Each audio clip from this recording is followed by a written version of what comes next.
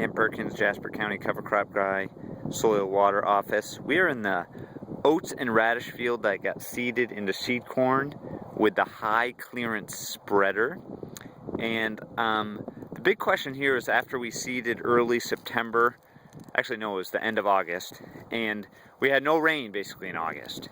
And the question for this grower was, are we going to get any sort of stand out of our cover crop, and or are we just going to get sprouting and then it'll die off because of drought? Well, what we have here is the effect.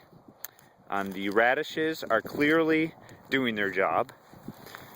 As you can see here, this is a radish, and it's, you know, the thickness of a couple of my thumbs, and it's clearly penetrating down. Our oats are pretty thick here. I'd like to typically see a little better stand, but given the conditions that this was seeded into and the amount of rain or lack of rain that we've had, this is not a bad stand. I think we're clearly getting our money's worth here. We'll have a soil pit here November 13, 14, 15, and we'll see what kind of benefit we got rooting depth wise. But obviously, by the size of these radishes, and they still got a bit of growing to do, they've captured nitrogen.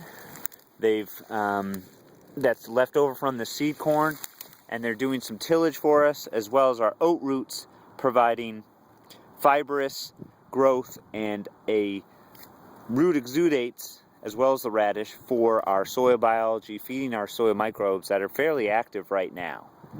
So again, building organic matter, increasing water infiltration, water holding capacity, that's this grower's goal. And in seed corn production, where there's not much residue, this is a great practice to use. And we have such a wide open window with seed corn that this seems to be an easy practice for ensuring a cover crop stand. Even with as tough a dry year as we had, you can see you have a lot of green out there. And that's exactly what we want to see. Dan Perkins, Jasper County Cover Crop Guy.